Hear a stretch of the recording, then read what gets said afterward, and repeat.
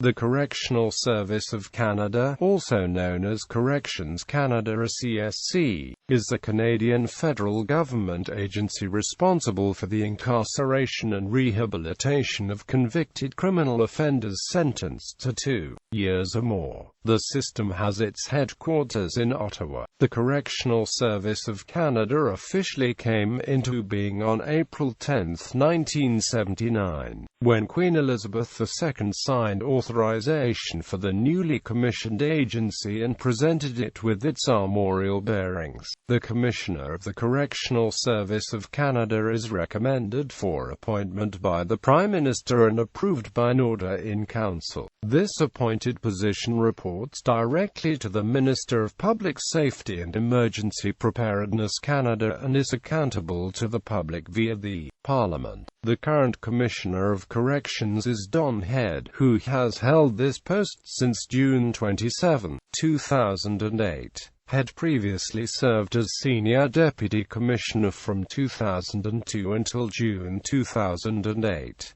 Insignia. In addition to using generic identifiers imposed by the Federal Identity Program, the CSC is one of several federal departments that has been granted heraldic symbols. The badge was officially granted by the Canadian Heraldic Authority on October 15, 2009. The torch symbolizes learning, knowledge and hope, while the key represents the eventual unlocking of the door upon completion of a prison sentence.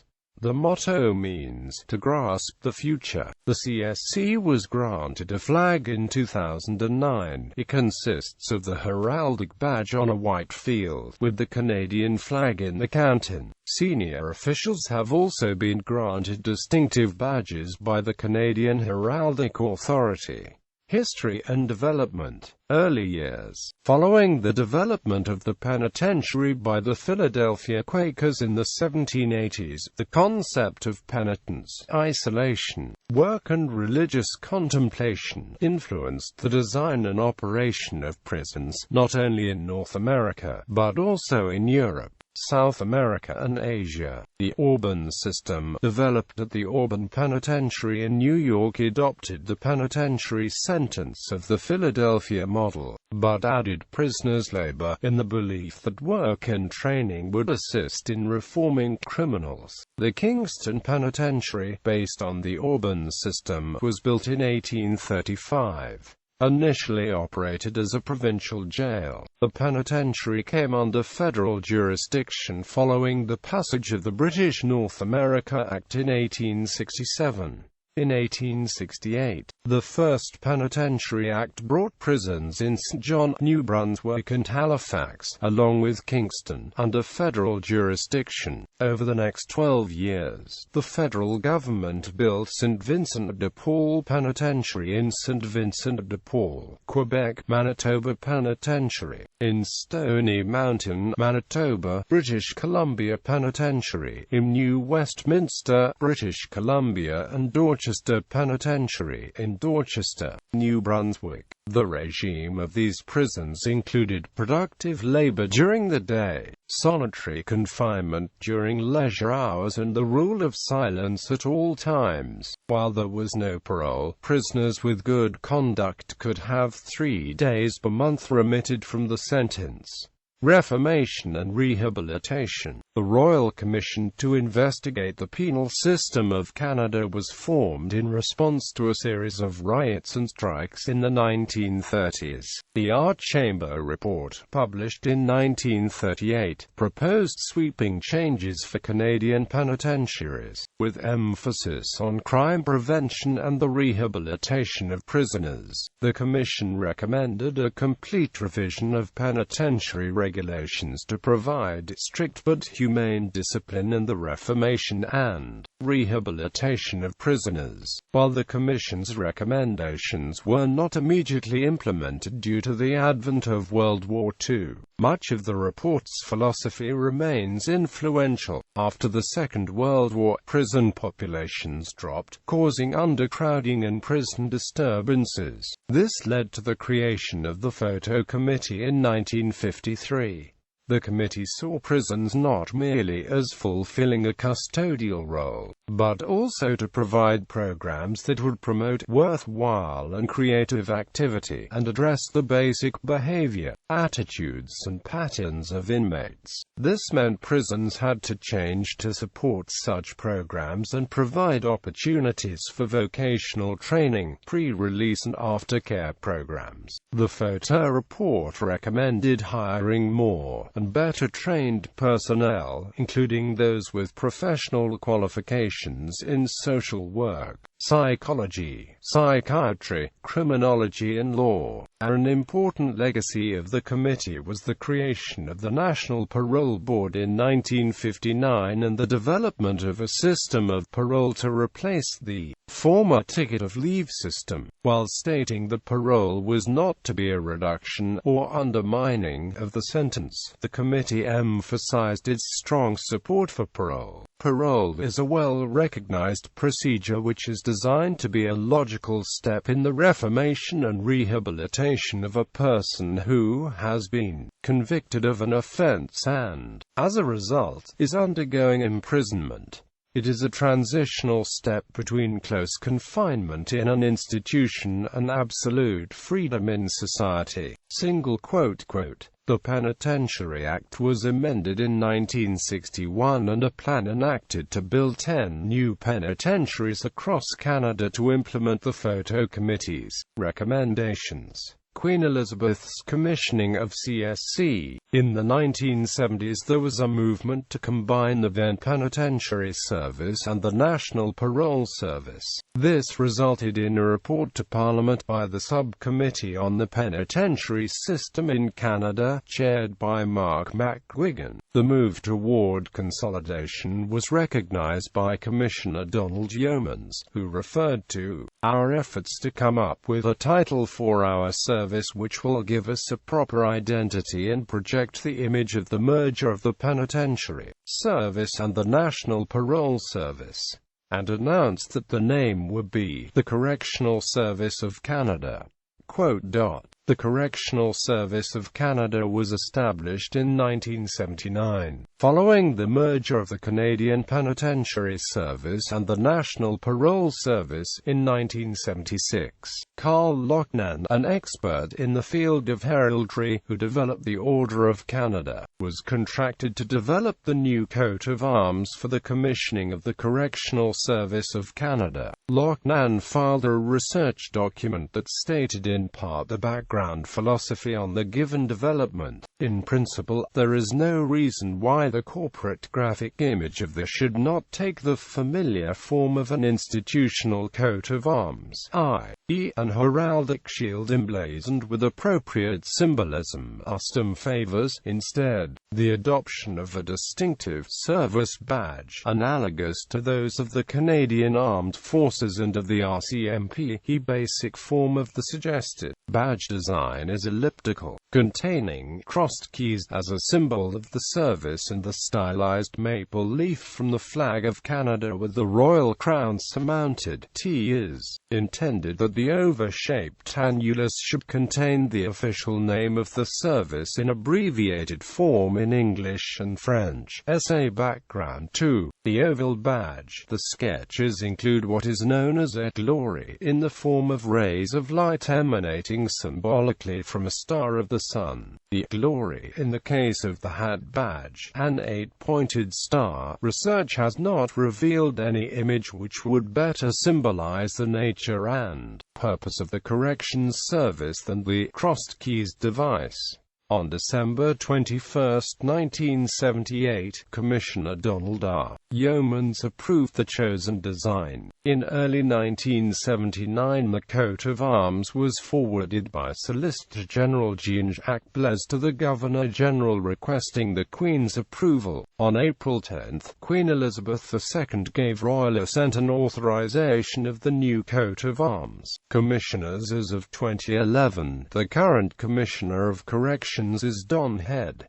Former Commissioners Keith Coulter, Lucy McClung, Ole Ingstrup, John Edwards, Ole Ingstrup, Rheaculté LJ LeBlanc. Don Yeoman's legislative jurisdiction. The operation of the CSC is governed by federal statute under the Corrections and Conditional Release Act and Corrections and Conditional Release regulations. In addition, the statute provides for discretion under the directive of the Commissioner. However, all Commissioner's directives must remain within the parameters of the Charter of Rights and Freedoms and the Corrections and Conditional Release Act. The Correctional Service of Canada only has jurisdiction over offenders in Canada for court-imposed sentences 24 months or greater. Legislative overview. Background to CSC operations.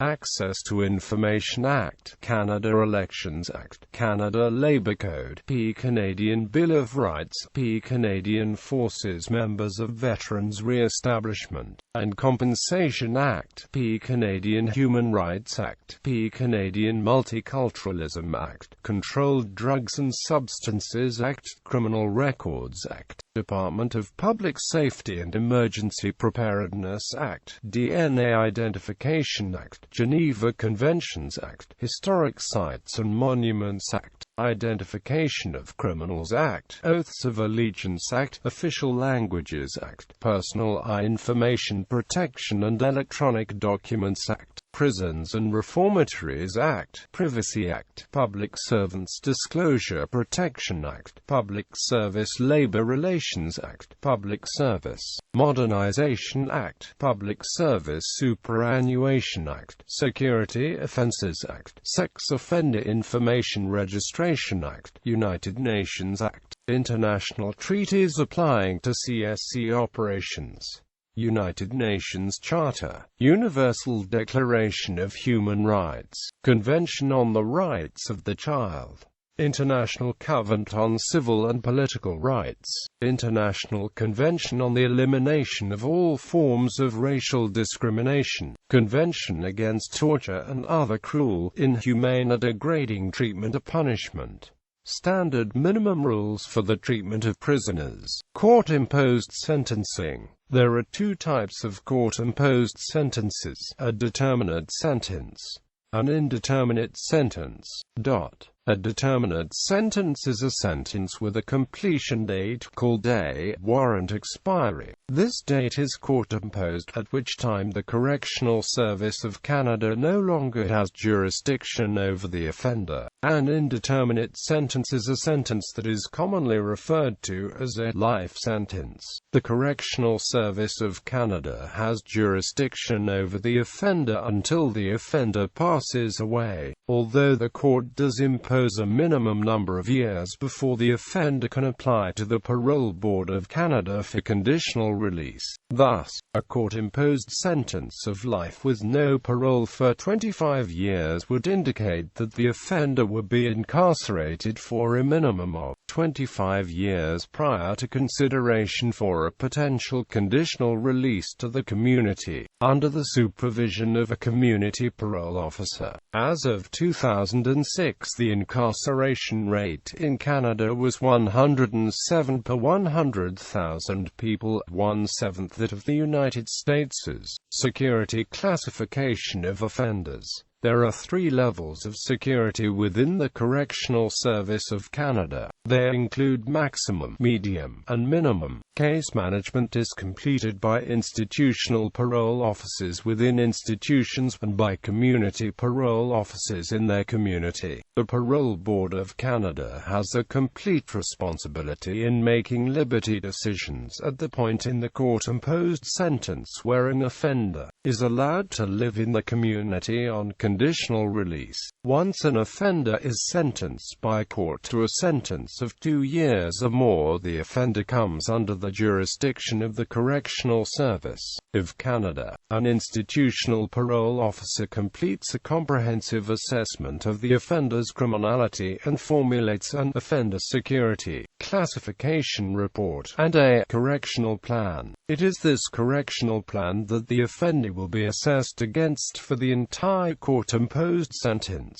For offenders who receive a life sentence, there is a mandatory 2-year residency at a maximum security institution, regardless of the offender's behavior. Employees. Most personnel are plain-clothed, including parole officers, program facilitators, psychologists, staff training officers, assessment and intervention managers, security intelligence officers, assistant deputy wardens, and the institutional head, called the warden. Each region of Canada has a deputy commissioner who reports directly to the Commissioner of the Correctional Service of Canada, who is based in the National Capital Region. Employees working at federal penitentiaries are designated as federal peace officers under Section 10 of the Corrections and Conditional Release Act. Uniformed correctional officers. A correctional officer is an employee of the Public Service of Canada. All CSC correctional officers are uniformed and are designated as federal peace officers under Section 10 of the Corrections and Conditional Release Act. The rank structure in CSC begins at entry as a Correctional Officer 1, also known as COI. These officers are responsible for security functions at the institution, including patrols, security posts, first response, and escorts. A Correctional Officer 2, or COII, is typically assigned to positions requiring a more experienced officer that works various posts including living units, communications, or visits. Correctional officers who are specifically designated for federally sentenced women are called primary workers and have an entry rank of COII. A Correctional Officer 2 position is essentially the same as a Correctional Officer 1 position. However, it generally involves casework and is not in any way a supervisory role to a COI. Once officers move into a supervisory role, which starts at staff training facilitator, the uniform shirt color is changed from navy blue to light blue. The correctional manager, or CM, is the institutional supervisor, and historically had been referred to as the keeper of the keys, or in short the keeper. All rank insignia is worn as shoulder epaulets attached to the shoulder straps of the uniform as either the word "a recruit" for officer recruits, currently in training, or as 1, 2, 3, or 4 gold bars. Senior rank are as follows: Commissioner, crown, above a cross key and torch, with 4 towers displayed below. Senior Deputy Commissioner, crown, above a cross key and torch, with 3 towers displayed below. Assistant Commissioner, same as above, but with 2 towers. Regional Deputy Commissioner, same as above, with 1 tower. Uniformed correctional officers employed by CSC are unionized with and supported by the Union of Canadian Correctional Officers. Grievances filed in relation to potential breaches of the union contract have 3 appeals. The first level grievances within the institution, the second level at the regional headquarters, and the third being the national headquarters. If resolution with the management at the lowest level does not transpire, then some issues may be sent forward to the Public Service Labor Relations Board. The decision of the board is then legally enforceable and binding on both parties, as it is with all other government departments. Dress uniforms echo the same rank as displayed above. Each facility has a ceremonial unit that represent the service at formal events across Canada and internationally. Examples of recent events include local and ceremonial parades, funerals, recruit graduations, and national and international commemoration services. The ceremonial unit consists of a guard of honor, the CSC Community Pipes and Drums Band, and a ceremonial guard. Through their activities, the unit is a proud public face for the service's correctional officers, parole officers, and staff, who play an important role in keeping communities safe for Canadians. Ceremonial rank structure is as follows, typically worn as epaulets on the dress uniform, shirt and tunic. National Ceremonial Commander, 3 stars centered with cross key and torch. National Sergeant Major, rank positioned on the right sleeve depicting the royal crown above a cross key and torch, and encircled by a laurel wreath. A crimson shoulder sash to be worn under the right shoulder strap of the tunic and across to the left hip. Regional Ceremonial Commander, 3 pips. Regional Sergeant Major, rank positioned on the right sleeve depicting the Tudor crown, a cross key and torch, encircled by a laurel wreath. Crimson sash worn over the right shoulder and positioned under the right epaulette and right tunic lapel. Institutional Squad Leader, 2 pips. Institutional Squad, 1 pip. Institutional Emergency Response Team, similar to those of Canadian police forces including the Royal Canadian Mounted Police. The CSC has formed emergency response teams to support existing security functions. The IERT will respond to situations that require or may require a use of force or a special tactical response. These teams can be established across an entire region or within a single institution, depending on the size. See also Correctional Emergency Response Team CSC institutions.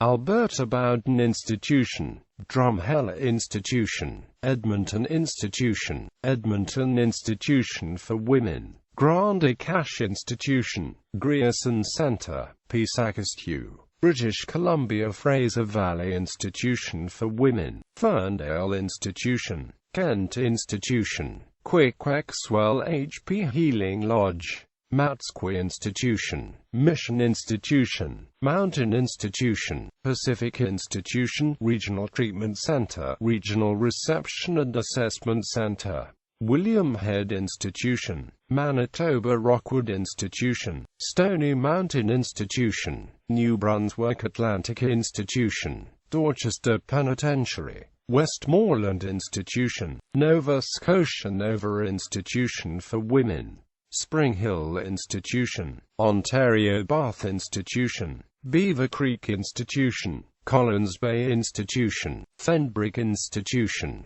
Frontenac Institution, Grand Valley Institution for Women, Joyceville Institution, Kingston Penitentiary, Millhaven Institution, Pittsburgh Institution, Regional Treatment Center, Warkworth Institution, Quebec Art Chamber Institution, Cowansville Institution, Donnacona Institution, Drummond Institution, Federal Training Center, Joliet Institution for Women, Le Macarthur Institution, Leclerc Institution, Monteil Street François Institution, Port Cartier Institution, Regional Reception Center, St. Anne-des Plaines Institution, Saskatchewan Okemo OHCI Healing Lodge, Regional Psychiatric Center, Riverbend Institution, Saskatchewan Federal Penitentiary. Among the institutions are healing lodges for Aboriginal offenders,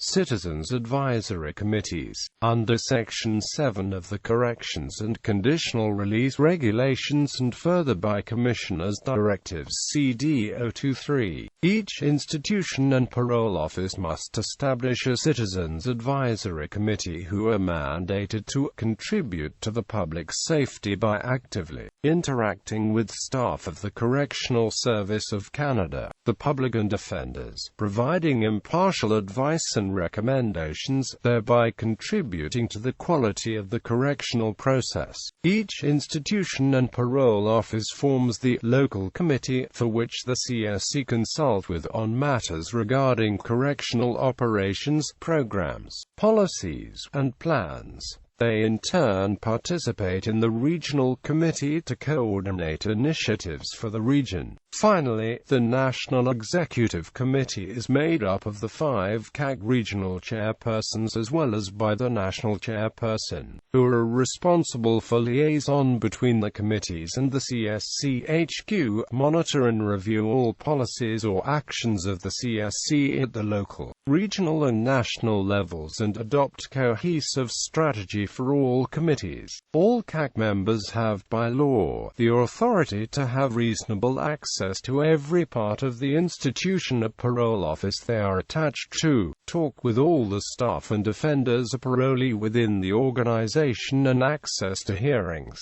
These authorities are given to members once they have their applications approved and security clearances approved by CSC National Headquarters. Year of the Veteran Participation. In 2005, the Department of Veterans Affairs had the year designated the Year of the Veteran. At Kent Maximum Security Institution Officer Shane Fearlott submitted a proposal for all correctional officers who were also veterans to be able to wear the Year of the Veteran pin on the uniforms. The Commissioner of Corrections, Lucy McClung, with the support of the Chief of the Defense Staff, authorized the wearing of the pin via a national memorandum to all staff on the left breast pocket until December 31, 2005. This being in recognition of veterans' continued service to the Public Service of Canada. Criticism and controversy. In 2003, the CSC was criticized for its policies for reportedly releasing certain prisoners on a quota system. Scott Newick, a former prosecutor and executive director of the Canadian Police Association, who is now special counsel to the Ontario Attorney General's Office for Victims of Crime, stated that the Correctional Service of Canada is out of control and that "I think Canadians have good reason to be outraged."